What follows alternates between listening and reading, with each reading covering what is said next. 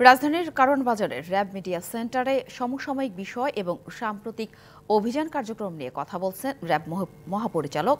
সরাসরি চলে যাচ্ছে সেখানে।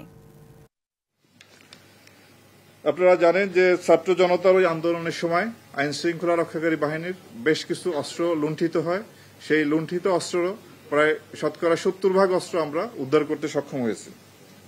আমরা এই পর্যন্ত জুলাই বিপ্লবের পরবর্তী পর্যায়ে আমরা 1238 জন মাদক কারবারিকে গ্রেপ্তার করি এবং 7,91,000-এর উপরে ইয়াবা উদ্ধার, 28 কেজি হিরোইন উদ্ধার এবং 58,500 বোতল ফেন্সিডিল সহ আরও বিশেষ অনেক মাদকদ্রব্য আমরা আটক করতে সক্ষম হয়েছি।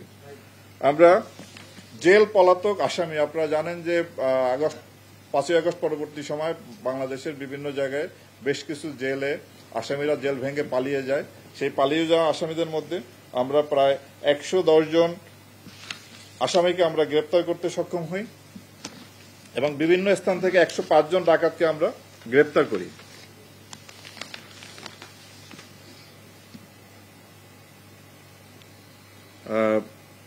এছাড়াও আমাদের মানবিক কাজের মধ্যে আপনারা জানেন যে গত মাস দুয়েক আগে যখন বাংলাদেশের কুমিল্লা, ফেনী সহ এই অঞ্চলে বন্যা তলিয়ে যায়, তখন আমরা বন্যা দুর্গতকে হেলিকপ্টার দিয়ে তাদেরকে উদ্ধার করি এবং আমরা হেলিকপ্টারের মাধ্যমে সেখানে ত্রাণ তৎপরতা পরিচালনা করি।